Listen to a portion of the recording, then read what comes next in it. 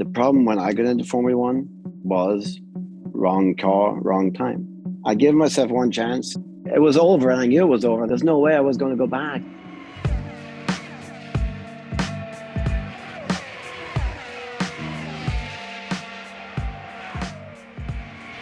Welcome everyone to Beyond the Grid with me, Tom Clarkson.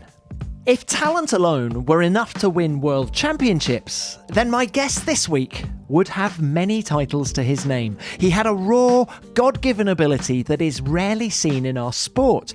Think Senna, think Hamilton, think Verstappen.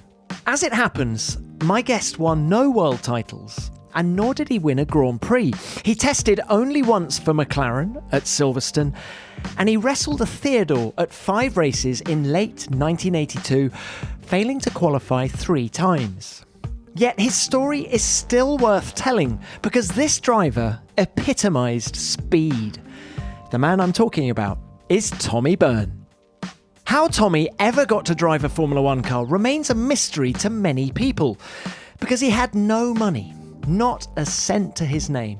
He had to beg and borrow, often just to get from one race to the next in the junior formulas. The constant pressure for money sometimes coloured his judgment and led him astray. Because Tommy did enjoy a good party, but he always delivered in the cockpit of a racing car, whether he was winning the 1981 Formula Ford Festival or the British Formula 3 Championship or at that test for McLaren. Tommy's story is perhaps the greatest what if in the history of Formula One. What if a front-running team had taken him under their wing and given him a break? Of course, we'll never know the answer to that, but we can discuss it with the man himself.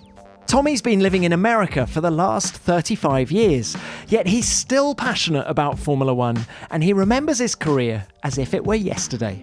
It's a wonderful story, if hugely frustrating. I hope you enjoy what he has to say. Tommy, it is great to speak to you. Funnily enough, I've just got back from the States. You're in the States, in Pittsburgh. How much do you keep an eye on Formula One these days? I wake up every morning at 6 o'clock, no matter where I am. I'll make sure that I see it if I can. If I can't see it, obviously I'll figure out some way to see it. But to be honest, most of the years, I'll probably wake up at 6 and then fall back asleep at about 6:15. Not this year. This year is by far, I would say, the best Formula One year. Who do you fancy for the title now? Obviously Verstappen, because when he came in years ago when he was a kid, he obviously was something different, and he was the man. And obviously we're fed up with Lewis winning every championship, so it's time probably for a change. And so yeah, I would be for Verstappen. And you've always liked the cut of his jib, have you, since he first came in 2015? Yes, of course. I mean, he was the most different driver to come along in a long time. I remember Verstappen when he started, it was so hard to overtake backmarkers for everybody, but he seemed to be able to do it okay. Yeah, there's a forcefulness to him, isn't there? Well, Tommy, 40 years on, let's talk about you and Formula One now. How do you reflect on your career? First off, I never wanted to be a race car driver. I was going to be a welder. And when I was 15 years of age, I left school and I went to work as a welder mechanic. And I met a guy there. He was going to Canada, which I thought was America because it was about the same at the time. And he was sending letters back and said, what a great, he's got a big car, he's got this, he's got that. And I used to watch a lot of John Wayne movies. So I always knew that I was going to go to America as a welder mechanic or a welder or whatever the case may be. But I was definitely not going to be in Ireland. Not because I hated Ireland, because I just didn't like the cold weather and the dampness. And John Wayne. So I knew I was going to America. So that was it. I used to mess around with cars a lot, minis, and we drove around some football fields with my friends. And I was a mechanic up in Northern Ireland, helping somebody out when I was 14, 15. I was never a fan of Formula One. I think I watched a movie. I think I watched Grand Prix. Had to be around about 1975 or 76 or something. So I kind of got a little bit of an interest, and I seen a car sitting outside the Fairwoods Hotel, which is right beside where we lived. And I think I sat in it. And then a friend of mine told me a couple of months later, he went up to a school in Mondello, drove a Formula car, like it looked like a Formula One car to me when I sat in it. And he said he had a great time. It was 15, I think it was 15 pounds for 15 laps of 15 punts. I said, did I ask you for a license? He said, no, because I had no license. So a couple of months later, I got a ride up there or a lift, and I did my 15 laps, and I spun 7 times. It was raining. I spun 7 times in 15 laps. And when I left there, instead of being a mechanic, I decided I was going to be a race car driver instead. And it was that simple. I couldn't sleep, obviously. I couldn't sleep for at least a couple of days thinking about just how it felt, So it was a lightning bolt moment for you, was it? From the moment you drove that car at Mondello? Yes, there was no question that I had nothing in my mind. Since I was small, working on the farm, just because I love being on the farm, the farmers would say, hey boy, what are you going to be when you grow up? I said, going to be a mechanic. It was very simple. I was always going to be a mechanic. And then later on, I changed it to a welder. And then I think it was 18. It was 1976. So I was 18 when I went to Mondello to drive it was a Crosley. And that was it. When I went home that day, that was it. I just absolutely could not focus until I became a race car driver. And the reason I thought it was possibility because Derek Daly and Byrne Devaney. So I kind of must have started reading some of the magazine at the time, or looked at some of the papers, and I'd seen 2 guys from Ireland went to the mines in I think it was Australia, and I thought, well, it's possible to do it because if those guys did it, I'm sure I could do it. So that's exactly how I started. Did you have a mentor, or were you a one-man band? No mentor, one-man band. Once I decided what I wanted to do, obviously I had to borrow the money for a car, which is £1,250. I had a lot of friends. I mean, when I told somebody I was doing something, I had a lot of friends to help me, but no mentors. I had a mentor when I went to England. When I went over there for the first time, I met a guy called John McCambridge, and he helped me a lot. He helped spread the word. But no idea where it happened, where it came from, and why I decided that I was going to be a great driver, and I think I could go all the way. I wasn't thinking Formula One. I was just thinking driving for a living. So you have a mentor in a PR sense, spreading the word. Only when I went to England. From 76, 77, 78, when I was in Ireland, no, there was no mentors. It was just me. So what about the driving side? Because you missed out on karting. How did you pick up how to be quick? Or did it just come completely naturally? It came naturally after 2 years of crashing. I got my first car and I crashed at the first race. And then I crashed at the second race, and I didn't own a trailer. I had friends take the car up there and take it back. And my mom would say, oh, so what are you going to do now? Because I had no money to fix it, of course. So I would go to bed depressed, wake up the next morning, having just new attitude, and call my friends, call around, get the money, get it fixed, and go back again the next week. I was so green that Mondello, I didn't even know anything about gear ratios. So I had this car and borrowed everything. And I would be in Mondello. And then I decided, let's go to Kirkeston, which is Northern Ireland, the other track. It's a long, fast track. And I had no idea what gears were. And some guy told me, you can't use the same gears up there as you use down here. You have to change them. Why? So I said, why? I had no idea. I didn't believe them, of course, because why? It's just a gear. So I went up there, and then eventually somebody loaned me the 2 extra gears or whatever. And then I remember taking the transmission, the back of the Hewland gearbox off, and everything just fell on the ground. And I just went, oh, wow, oh shit, what am I going to do now? So I asked somebody to help me. They put the gearbox together. So that was probably my 4th race. So totally green, absolutely no idea what I was doing. No mentor. Even if I did, I wouldn't. I remember overtaking cars. I thought by driving down the inside of a car at a certain turn, and if you hit the brakes hard enough, the more smoke that came off the 4 tires, the better the brakes were, because it seemed to work for me. Because every time I dove down the inside of somebody, I passed them. Because it turns out later on they were probably just scared because I was completely crazy and I didn't know what I was doing. So I could write a whole book just on the 2 years how I started. But most of the time was crashing, fixing it, crashing it, fixing it. Given how green you were, it's even more impressive that you made it to Formula One in little over 4 years. It's just crazy. I had my mom go into the bank. I told her what to say. She borrowed the money because my sister was pregnant, and she was We had to put an extension on the house, which was mostly true except for the extension. The true bit was we needed the money. True bit was me the money. And then I think it was £4,500. I bought a PRS because Byrne was driving the PRS. And I figured if I buy the PRS, and maybe I was thinking ahead that if I got to England, there was a possibility of maybe being a PRS driver. So that's why I bought that one. And I won the first race because two guys crashed in front of me. The second race, I went upside down into the trees, and because somebody pulled over and crashed me. And I remember they all had a whip around for about £500 to try to fix the car. So it was like people were talking about me like I was crazy, but I had something. There was something going on. People could see. So people helped me. People helped me a lot. If it wasn't for my personality, there's no way I would have got out of Ireland. I would never have got close.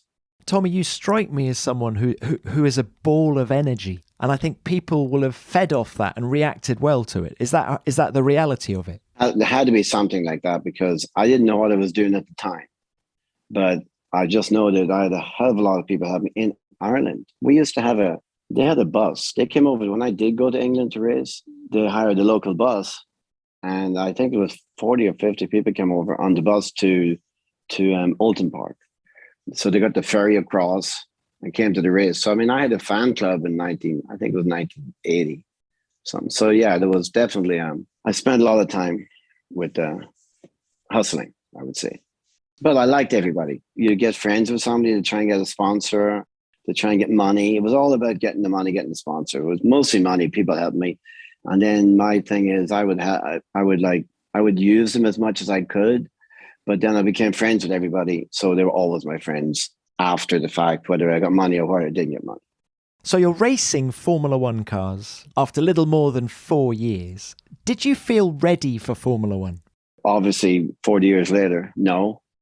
I won my 6 championships. Well, 5. I count the Formula Ford Festival when Senna's car. I call that a championship. So I won everything that I could have won. And I did Formula One in the same year.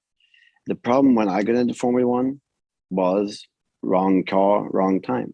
It's very simple. And of course, there was nothing available at the time. And I had a terrible time in Formula One because I was told that I couldn't drive. I remember specifically, if Keke Rosberg, who was leading the championship at the time, if he was in that car, he'd be on pole.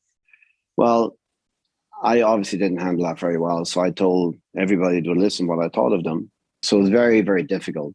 So I didn't like it at all. When I didn't qualify in maybe, I think it was like Hockenheim or somewhere, I was looking forward to flying home that night to get back in my Formula 3 car and win the race next day. I just did not have a good time in Formula 1. We'll come back to Formula 3 because that's instrumental in a test that happened later in 82. But just to put a bit more flesh on the bone of this Theodore situation, you did the last 5 races of 82. How did the opportunity come about? I thought I was hired to drive. I know Jan Lammers was fired, who was a great driver. In retrospect, obviously, when we get older, we can see things a little bit clearer. But he was fired for Tommy Byrne. Well, Derek Daly obviously went. He went to Williams. Then Jan was hired, and then he was fired. Tommy Byrne was brought in, and I don't know who did the deal. I know there was Rizzler was on the car.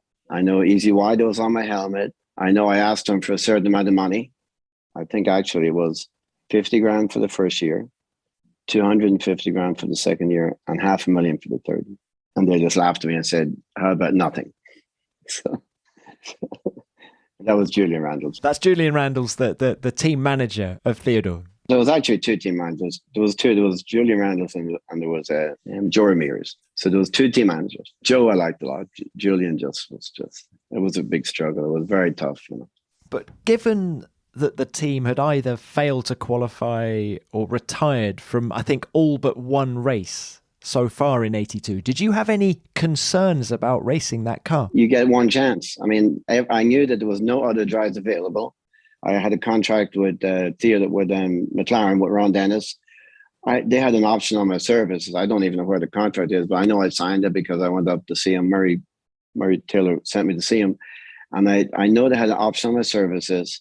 And before I drove the Theodore, I had to ask, Ron, could I do it? And he said, we would advise not to, because just sign 1 year if you have to. But other than that, don't. That's our advice to you, Tom. And I said, well, do you have any other, is there anything for me in the next couple of years with McLaren? He goes, no. So yes, then I had some people saying, what's your chance of ever getting back into Formula One? Or what's your chance if you just say, no, I'll wait. I really wasn't in the position to wait. You kind of have to take it. And you always think you're going to do a better job than the last guy, which was Jan Lambert. And by the way, I would have done a better job if they had been a little nicer to me. But it turns out that they didn't even want me in the team in the first place. Something happened somewhere down the road that I think money might have exchanged hands to get me in that car. And if I hadn't known that, then I would definitely have said no. How hostile an environment was it at Theodore? Well, actually, the guys are great. Mechanics were great. Joe, I love Joe. It was just really one hostile guy, and that was Randall. But the biggest problem was I wanted to win, so I wanted to do well so bad, and they didn't. I couldn't understand why. They had a great driver, which obviously, if you win your Formula 2 championships, you have to be a good driver. And they just didn't want to. It didn't seem to make any difference whether they qualified or not. So because the car wasn't that bad on the fast tracks, the car was pretty good. On the slow tracks, it was really terrible. In Austria, I think I was 14 quickest in a practice session at one stage, and then something happened. I thought I heard a little bing of the engine. I don't know what it was, but I went from 15 quickest to just barely trying to qualify inside 1 hour, the space of an hour. I lost time, and of course, good drivers just don't lose time in 1 hour. Something has to change. Actually, it was Joe Ramirez. His answer to that was he brought Jackie Stewart up to tell me what I was doing wrong on the track. How did that go down? Remember, I had no heroes in Formula One. I just started Formula One. I didn't know who Jackie Stewart was. I knew he was a champion, but I was very nice. I nodded my head. I did everything right as far as Jackie was concerned. I didn't disrespect him. But when I went back to Joe Ramirez, I said, don't you ever bring anybody over and tell me how to drive the car. This was peak skirts and peak ground effect, wasn't it? How hard to drive? Physically, yeah, absolutely. I think I tested at Oulton Park first. It was a killer. Nobody ever told me that I only ever had 5 gallons of fuel in the car every time I drove it. So I didn't know what happened when they filled it up full of fuel. But I was really good at putting the qualifying tires. You go from your C's, which are race tires, or B's and C's, to qualifying tires. I could do all that. That wasn't a problem. It was very hard at Oulton. Snetterton wasn't too bad. Physically, I'm talking about physical-wise. The left-hand turn, I think, was Dijon. That was a killer. My neck was completely gone. And Austria was good because that was a long track, so I could have actually finished that one. But Las Vegas was absolutely killer. But it was a killer for everybody else. So, yes, I was definitely struggling with fitness at some of the tracks. But it wasn't bad. It took Derek Dale. He told me it took him over a year to try and get fit to drive those cars. Yes, they were heavy, but I was pretty strong. I listened to Roberto's podcast with you. Roberto Moreno. And he was my friend. We started together in 1979. I just didn't realize that he was struggling so much with his upper body. It wasn't my upper body. It was my neck. But that in those days, it was time. The Schumacher fitness didn't come in at that time. It just took you time driving the cars and taking time. So in retrospect, of course I wasn't ready, but how can you get ready to drive a Formula One car unless you drive a Formula One car? But I will say one other thing about listening to Roberto's, which got me really thinking. He said he went back. He was up because I remember I was in America when he was in here. I was with Gary Anderson, my friend. I was hanging out with them, hoping that I would love to be driving an IndyCar for $450,000 a year. And Roberto turned it down to go back to Formula One cars to be a Formula One driver. That's when I listened to your podcast, that's when I figured that I just did not want it enough. There's no way I would ever go back to Formula One if I could get $450,000 a year driving IndyCar. So Roberto absolutely loved what he was doing. He wanted to be a Formula One driver. That was his goal in life. And that obviously was not my goal in life. Do you think there are a lot of parallels between your experiences in racing and Roberto Moreno's? I mean, you were teammates in Formula Ford. You were both struggling to find cash to keep going. We were both poor. We didn't come from money. We both kind of did it on our own. He met Pee Wee when he came over. People liked him. People liked me. And it's still today the same. We made up all the time. And he probably worked harder at getting to Formula One than I did, because I obviously, I had my one chance. I knew it was over and I was done. Well, was it over, Tommy? I mean, was there any chance of staying with Theodore for 83? No, I already told him that I would never drive the car. So the 3-year the 3-year contract. Oh, the 3-year contract. I don't even know where it is. That was in contracts don't mean anything unless you can back them up. No, I already told. I think it was Caesar's Palace, and I just told them I would never drive with you again, even though I probably knew I wasn't going to be asked again, which I wouldn't. But unfortunately, the year after they joined up with Enzyme, which was Maurice Nunn, which would have been perfect. But the guy, I think the driver brought money. Well, it was Guerrero and Chocotto, wasn't it? It was Team Venezuela, really. Right. Yeah. But Maurice Nunn is a real deal. He was a good guy. He listened to me. We talked a little bit, and he was the man, Maurice Nunn. He liked drivers. Well, Alex Zanardi speaks very highly of him when they worked together in IndyCar. But what kind of a welcome did you get at those 5 races from the Formula One establishment? I went into one of those FOCA meetings. I think Nelson Piquet and Nicky Lauda came up and said hello. I think Nicky Lauda said, welcome, Tommy. And I think Nelson said something. I think there was 2 drivers said something. The rest of them, there was no talk. I knew Gerhardt. I knew Pirro. I don't know if they were in Formula One at the time, but I knew those guys. They were kind of my friends. Just as an aside, Tommy, I saw Emanuele Pirro in Austin over the weekend because he was the driver steward. And I said, oh, Emanuele, I'm speaking to Tommy next week. And he said, oh, can you ask Tommy? Now, I hope I've got this story right.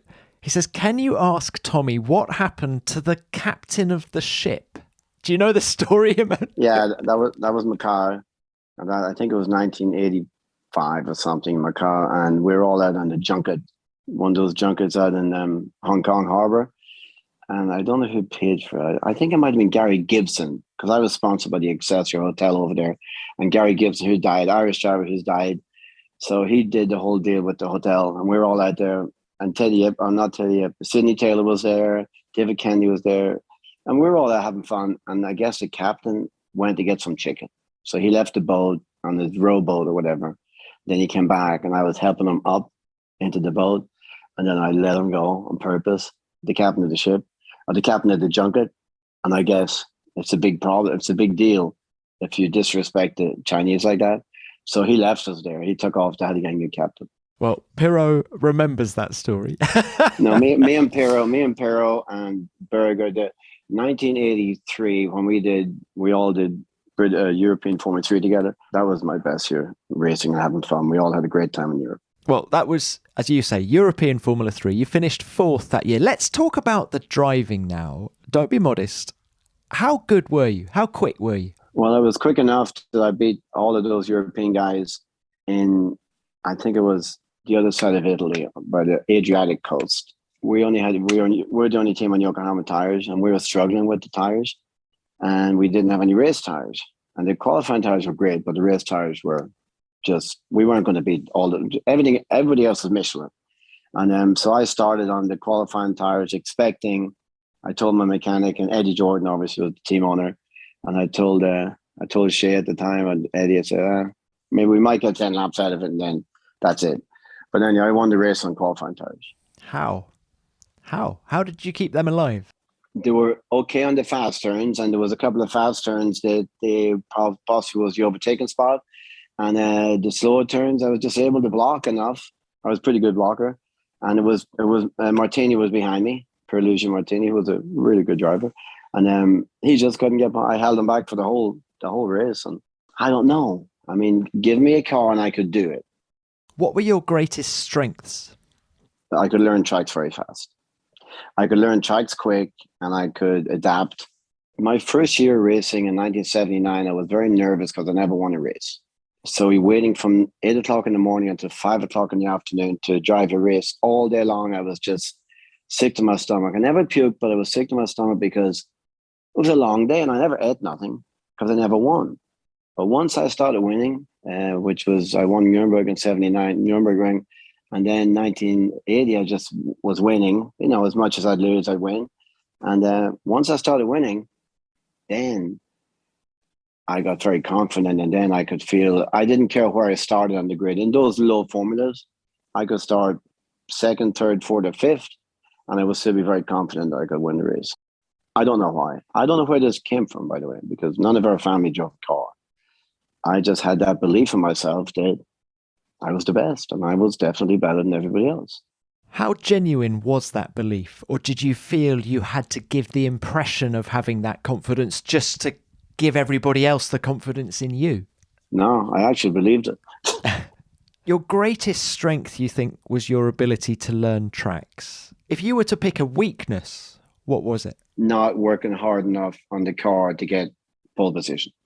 I remember Senna used to work really, really hard on his car because it was really important to get pole. And I just drove what I was given.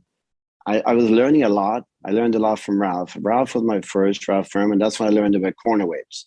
That's when I learned about, I think I learned tire stagger later on, but I was learning a lot with Ralph. And then when I got to the F2000 with the slick cars and the wings, I learned a lot with Ralph. And Ralph always knew if I wasn't winning, there was something wrong. So he would check the car. The shocks used to break in the cars all the time back in the day. But Ralph was always 100% behind me or Moreno or Senna or anybody that he thought was his guide. He believed us. And then after that, of course, I went with Gary Anderson. That's when I really started learning about car setup and stuff. But I remember Senna years later, Senna worked really hard to get the car good so as he could get pole. And I never bothered. I just went, I really don't need pole. I'll win the race anyhow. Did you believe in the perfect lap? Yeah. The pole wasn't as important to me as it was to other people.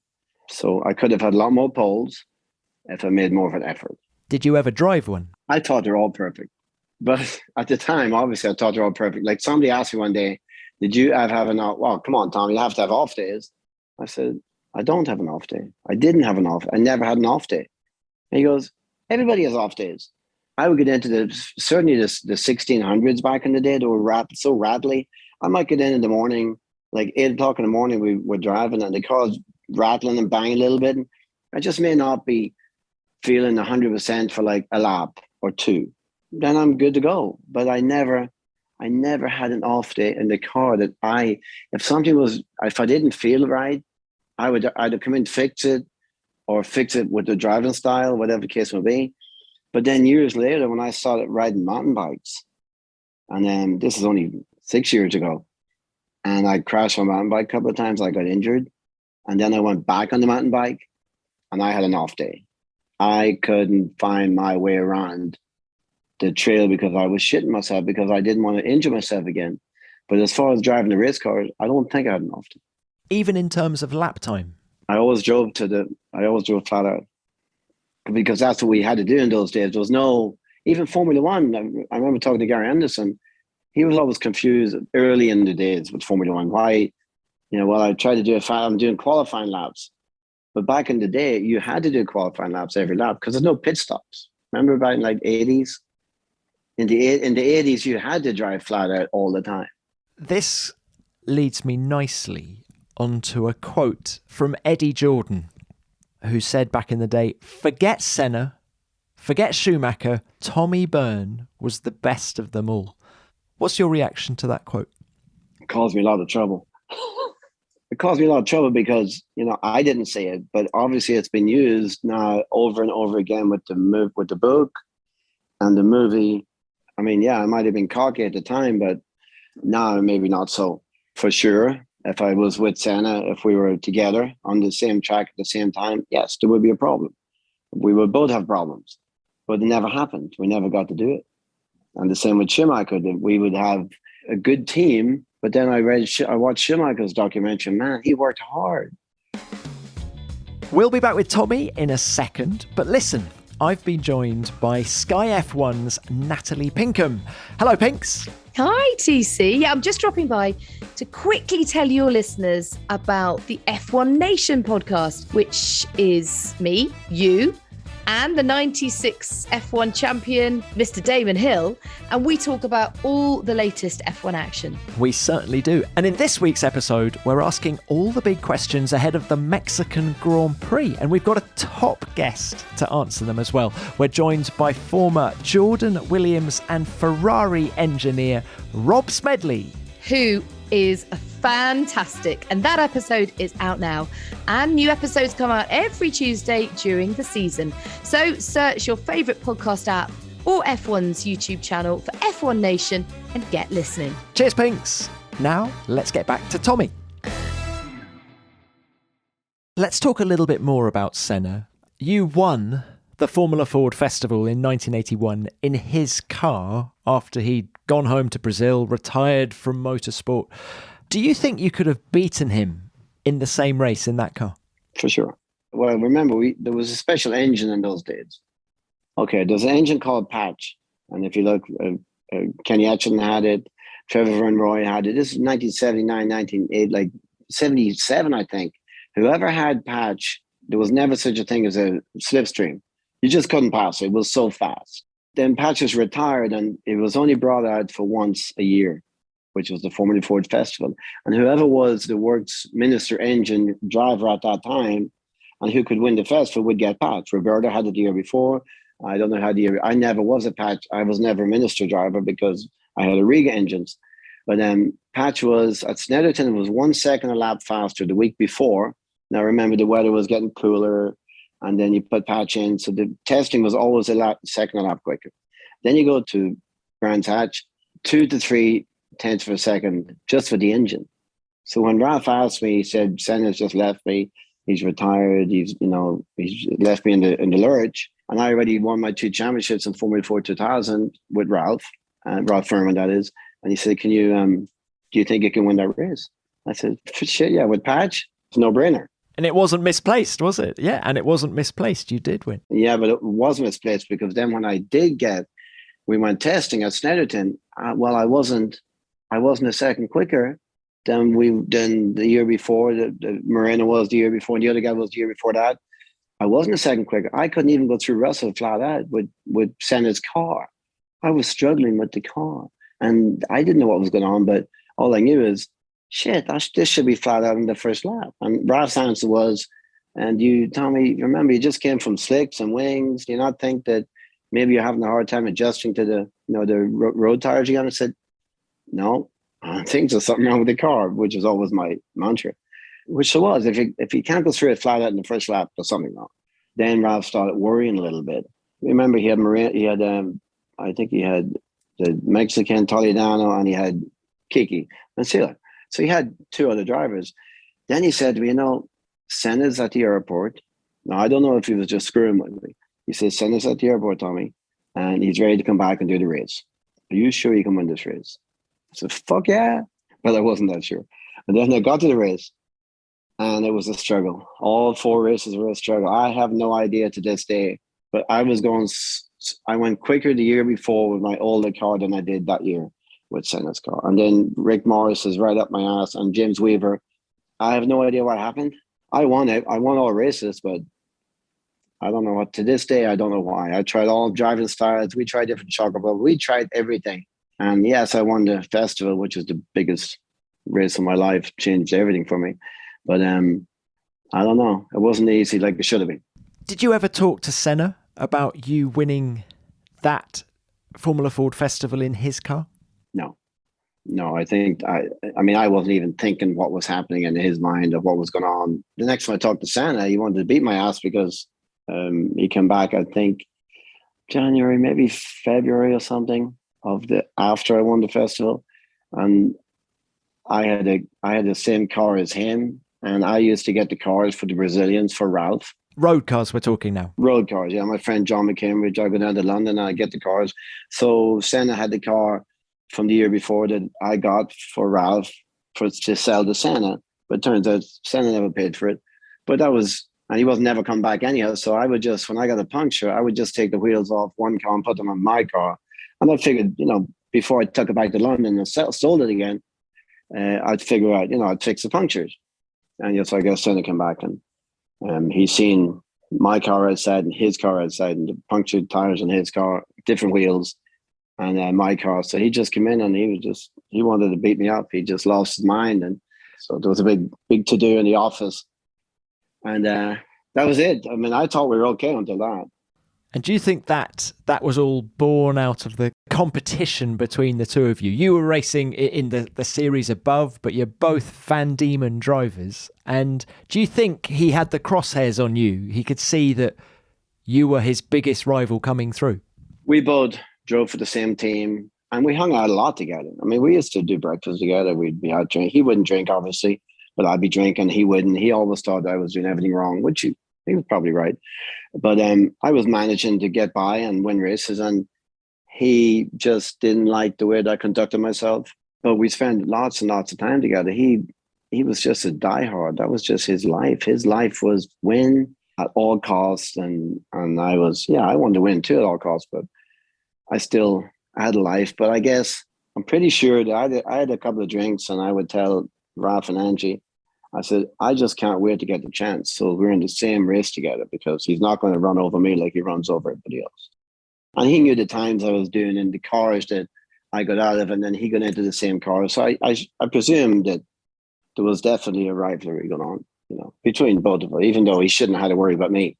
Everyone talks about the impatience of youth. Did you sense in him that he was a man on a mission? When you were having breakfast with him, was it always racing, or could you talk to him about other stuff?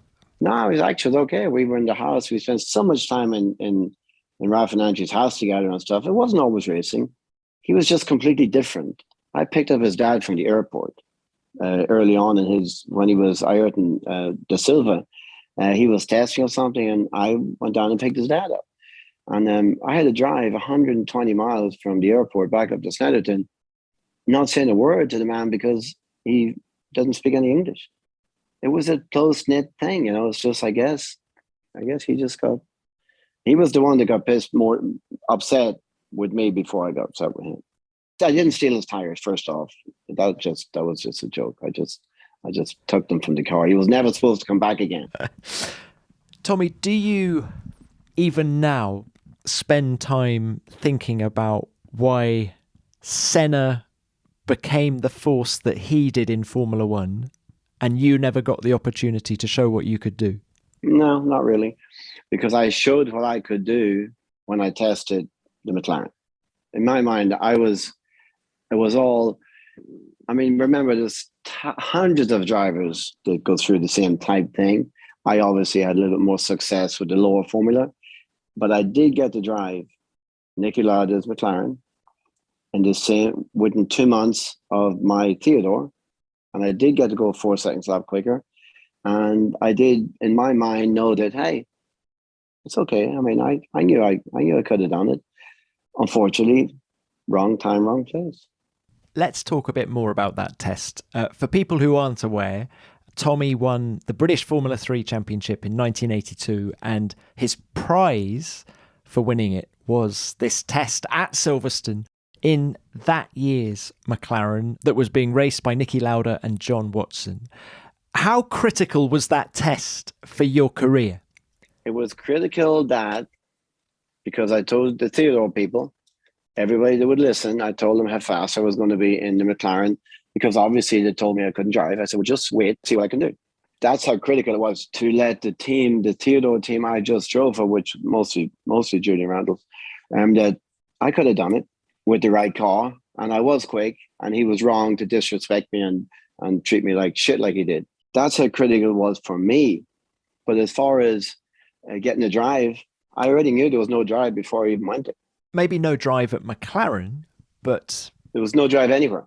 They were done. Everybody was signed up for the year.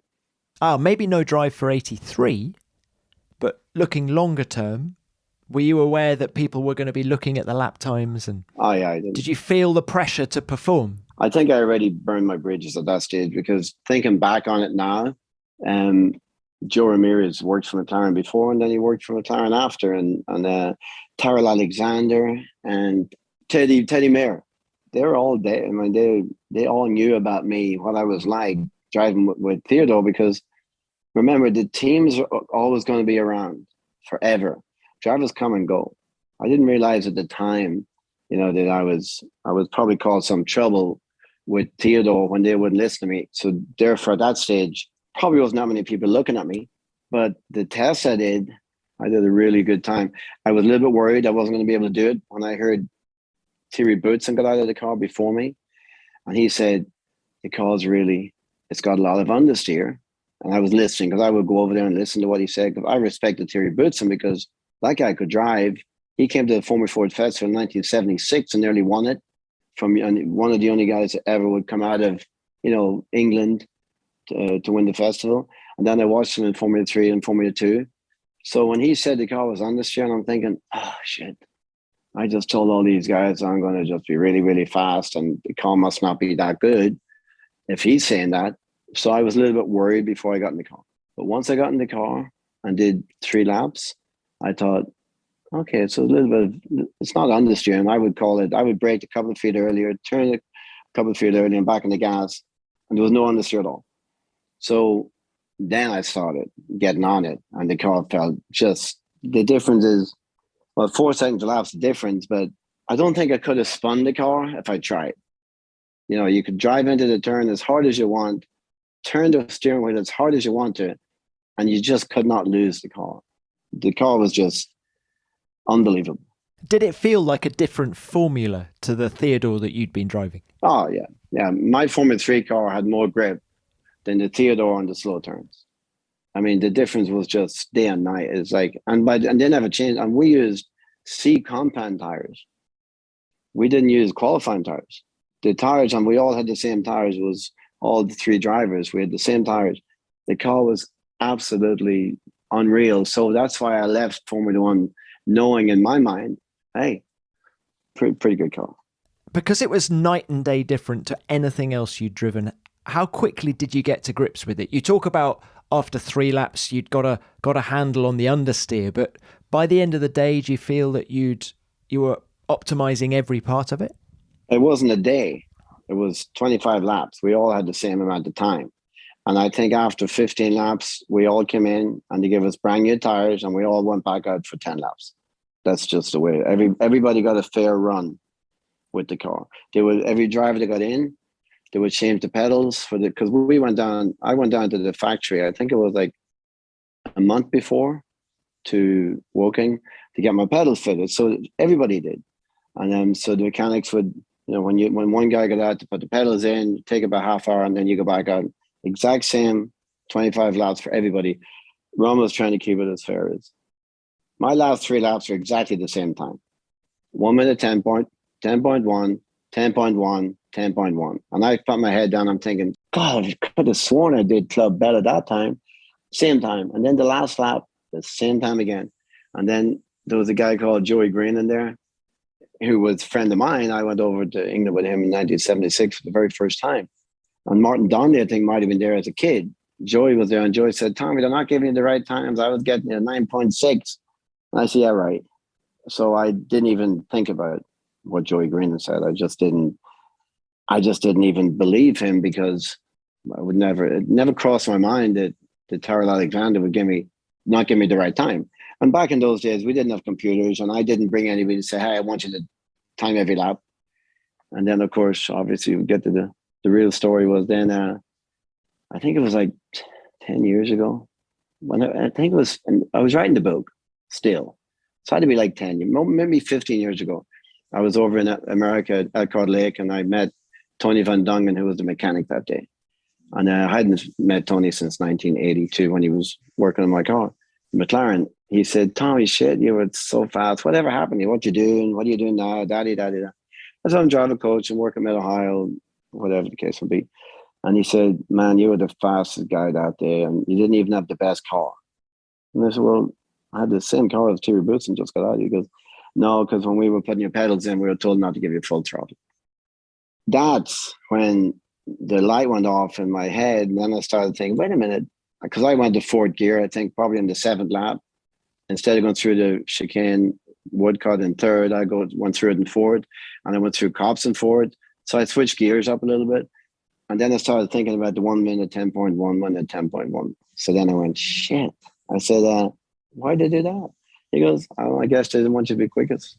Does that make you angry? Oh yeah, I couldn't believe it. I couldn't believe that I didn't even think. Why would, of course, now in retrospect, yeah, I pissed off so many of the buddies. I'm pretty sure that it was pretty easy to do it. But no, you said to me, was there a chance of Formula One? And I said, no, there's no chance of Formula One. Everybody was signed up. Well, 10.1 was a 9.6 that they weren't giving me properly, we'll say. And then the gas was off. Could have been a 8 point something. Maybe the people who cared about fast drivers might have said, you know what, maybe we better talk to him. That hurt me because I was over it. You know, it was 20 something years after the fact. So I was kind of over the Formula One thing and what could have been. And that brought it all back. Was there much interest from other teams after that test then? No, because 10.1 is not quick enough to get any interest. You would need to have been doing like even though I was way quick in theory, that wasn't quick enough. You need to be quicker than that for people to start thinking, well, maybe we might look at the Irish guy. One thing I've learnt while talking to you is that you were you had this irresistible speed, but how hard did you work at it outside the car? How hard after that McLaren test were you ringing up the Tolmans of the time or the Tyrrells? I never rang anybody. I never called anybody. I never rang anybody ever. Because I just wasn't good at, I would hustle with people. I would get people friendly with them, try and get money to win races but as far as picking the phone up and calling we did go to see Eddie after the Formula One test. Eddie Jordan, I was heading straight to America. I was done. And I had my mind made up, I was gone. Eddie wanted me to stay in England and Europe in one more year to do European Formula 3. And he would manage me. And the first thing I guess he did manage me. I must have signed another contract. I can't remember. Lucky enough, I didn't make any money. But so he then did talk to Tyrrell. And I was supposed to do with Yokohama and cost speakers. I was going to do European Formula 3, which I did with Eddie. Because he wanted me to hang on one more year. You never know, Tommy. Let's come on, say it. So I did. And I think he called Ken, and Ken wanted, I'm pretty sure it was $2 million. So, but as far as me calling people, no, I never called anybody. That's the difference with me and Roberto. He would be calling everybody, and I did not. How tough was it to accept at the time that the Formula One dream was over? I knew I only had one chance, so it wasn't, obviously I drank a lot after it, but then, who didn't when they get to Formula One? And yeah, I don't know. It was over, and I knew it was over, and there's no way I was going to go back. I gave myself one chance, and I got there, wrong car, wrong time, and was out of it. Why did you think of going to America and not somewhere like, I don't know, Japan was becoming a destination for European drivers back then to sort of reignite their F1 ambitions?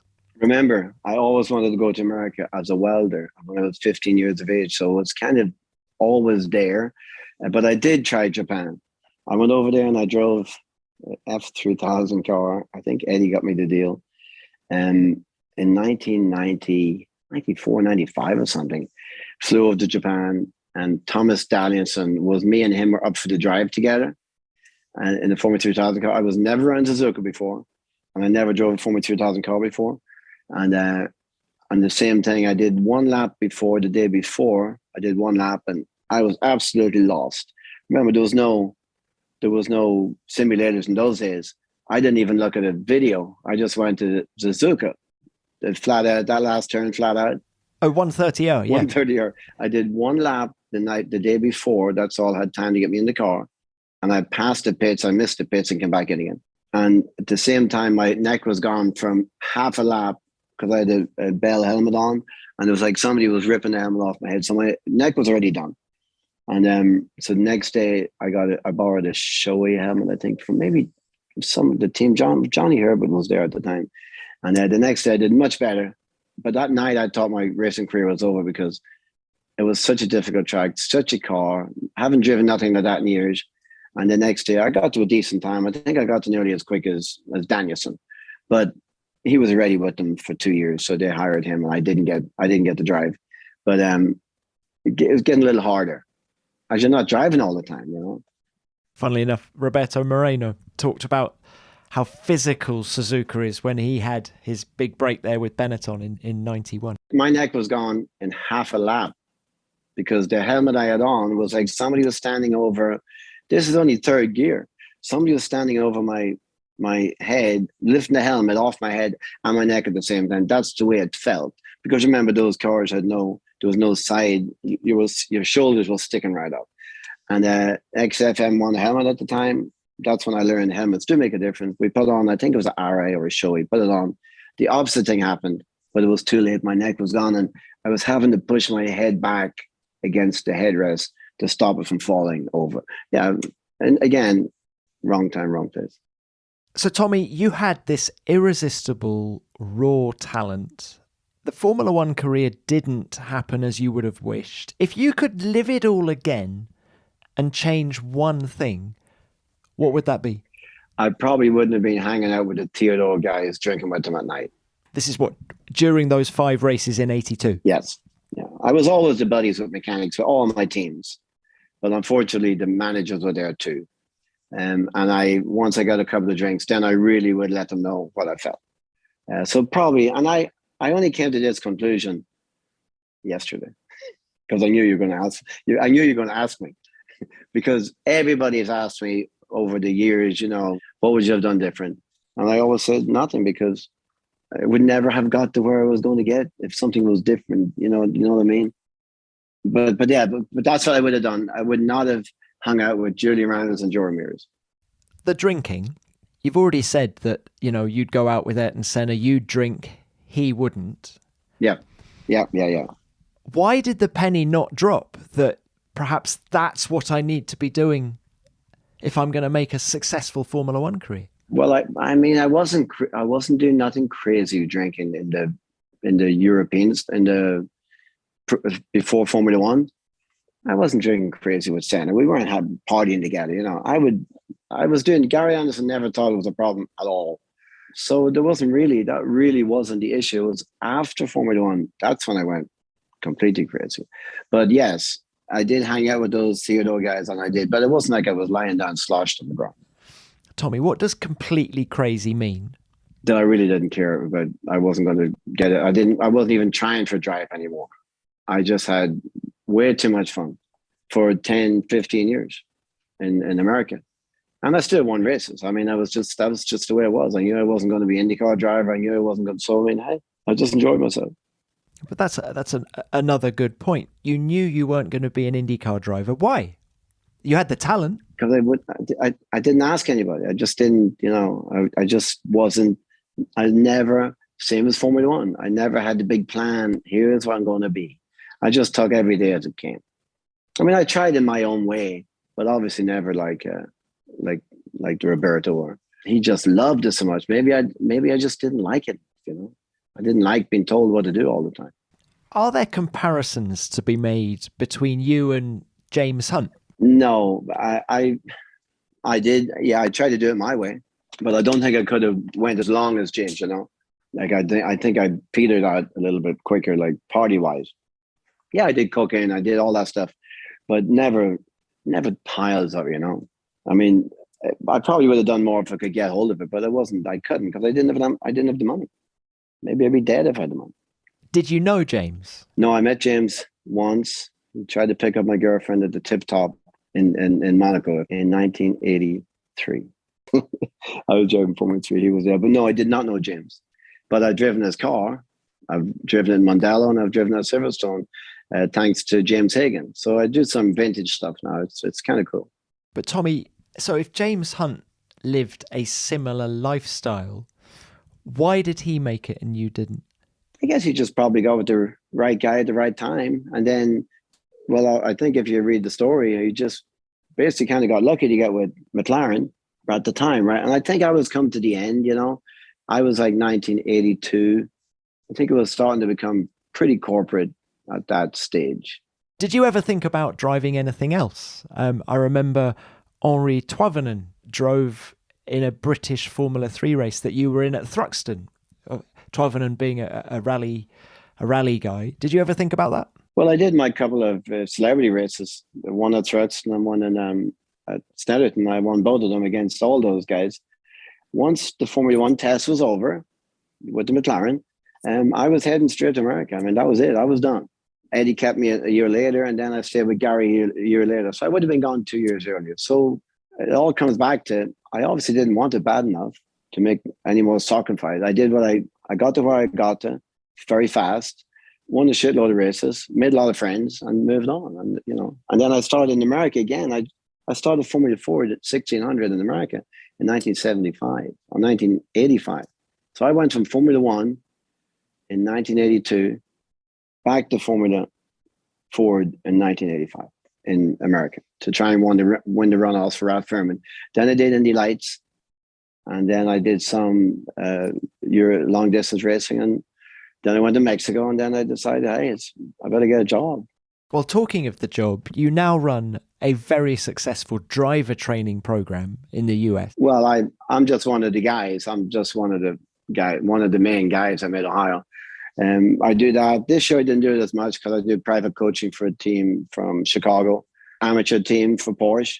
And I do, myself and Dave Meehan have a little small business called Diablo Drifter. We design and build a machine that goes in the back of the car for skid car training for teenagers. And it goes in any car in 15 minutes. We've had that for 10 years. Gary Anderson designed it for me.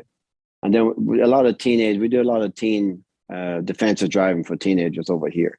And from a racing point of view, clearly you're able to tell people how to go fast on a racetrack. Do you now give these young guns advice on how to do it off track? No, mostly I don't deal with young guns anymore. Now I'm dealing with old guns. my oldest driver right now is 79. So no, I did all the. Of course, I told them, hey guys, here's the right thing to do. You can't do this, this, and this, but it's so different these days. I have no time for the young guns. It's just completely changed. I get to drive now. Sometimes I will drive. I did 4 races last year with one of my clients in the enduro in the Porsches. I've driven the LMP2 car for James Hagan a couple of times in Daytona and Watkins Glen. I've driven over Silverstone. I've driven in Mondello. I'm having more fun driving now than I've ever had. It's a hell of a lot of fun. I get paid, not great, but I get paid something, and I get to coach at the same time. Yeah, and I still decent driver. I still know what the car is doing. I set all the cars up for the team I worked for. I think I anything up to 20 drivers. So I think at Elkhart Lake, I drove 10 different cars, set them all up, and then they get in the driver. So this is a good time in my life. Okay, you're no longer working with the young guns, but you must be keeping an eye on them. And there's a lot of talk at the minute about getting an American driver into Formula One. Is there anyone who's caught your eye? I mean, people talk about Colton Herta, but is there anyone else, or is he the best of the bunch at the minute? I think it's Colton Herta. It's probably the best of the bunch at the minute. The problem over here is just too many series. There's too many different classes to try to figure out who is that guy, the guy with the it factor. In Europe, you can see them. Actually, it's probably a little harder to find them in Europe now too, because there's so many different series. When we were doing it, everybody knew who was on the way up. Over here, it's a little bit more difficult. But Colton Herta absolutely seems like he's got what it takes, and so did Newgarden would have as well. But will they sacrifice what it takes to go over there? I mean, Rossi's a great driver, and he didn't make it in Formula One.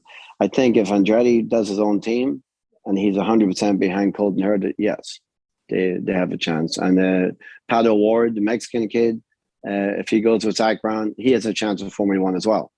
But they have to get all the help that Max Verstappen's getting with Red Bull. Is the performance of an IndyCar close enough to Formula One to get a clear picture on these guys? I mean, around COTA last weekend, I think the Formula Ones were 8 seconds a lap faster than when IndyCar were last there. I think a really good driver, a naturally talented driver, will be able to up his game to Formula One for sure. And now they've got a lot of help as well. They got a lot, maybe not much testing, but at least they'll know the tracks with the simulator before they get there. I think a Max Verstappen could probably go anywhere he wanted. So you'll find another Max Verstappen in America. I think Colton's really good. I think he's definitely, he's probably the best bet because of his age. I mean, remember, if you're 25, you're too old now for Formula One. Tommy, it's really interesting talking to you now because you seem to have such a clear view on racing. You seem to understand it so well. If only you had all this knowledge back in the early 80s, hey? Hey, what can I say? Shit happens. Well, Tommy, you were a lost talent to Formula One. It's been An absolute pleasure to speak to you. Thank you very much for your time. And it was my honour to be on your show. I never thought I'd get on. Tommy, thanks a lot. Thanks, Tom. Bye-bye.